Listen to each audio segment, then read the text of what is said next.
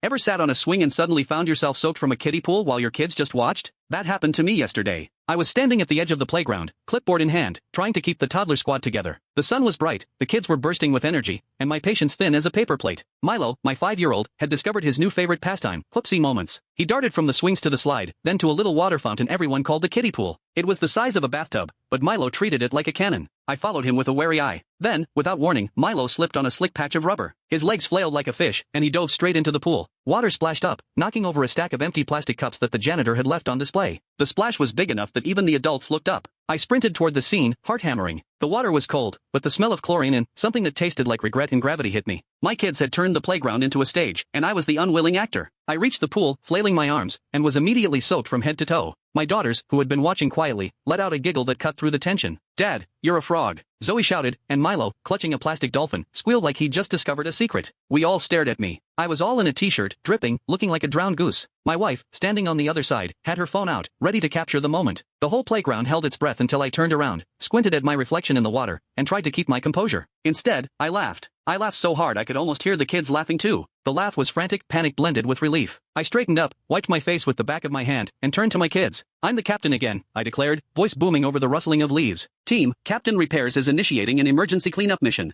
My voice was loud enough to cut through the giggles, but the message was clear. I was the captain again. The kids stared, then nodded. They followed my lead, and we began to help. I lifted the plastic cups, saying, "We're putting these back where they belong so nobody gets stuck again." The kids quickly realized that the captain couldn't just stand still and wait for a rescue. The moral: you need a leader who can turn a mess into a lesson. We used a bad moment to talk about safety and responsibility. Realizing that a slip, a splash, or a misstep can become a teaching moment was the big takeaway. My wife, laughing from the sidelines, joined us in a ritual. We gathered all the plastic cups and turned the moment into a cleanup game with a time limit. Who can put the most cups back in the playground before the teachers come back? We challenged them. The kids made noises like they'd just done a small triumph. I was proud. The moment was humiliating, my face plastered in a pool of water. The kids laughing at me. That's the point of this story. It felt huge and small at different times. The big part was that we turned a potential disaster into an opportunity. The small part is that it would be easy to ignore the event and move on. Instead, we made it the most memorable part of the day. In the end, the teachers came back, and they were impressed by how well we had handled the situation. The principal even gave a quick nod to my kids for showing a kiddo who cares attitude. My wife and I went to the kitchen, sipped our coffee, and the kids ran to their rooms to play. We created a memory, one that the kids would remember as a funny but safe moment. We taught them compassion. Parents, if you find yourself in a similar situation, remember, it's not the humiliation that matters, it's the actions you take afterward. Put a smile on your face, keep your sense of humor. Even if you get drenched in a kiddie pool, you can still keep your children safe. The lesson? Turn any embarrassing moment into a lesson in leadership, responsibility, and love. And remember, the best way to solve a tough problem is to make your kids smile while you're at it.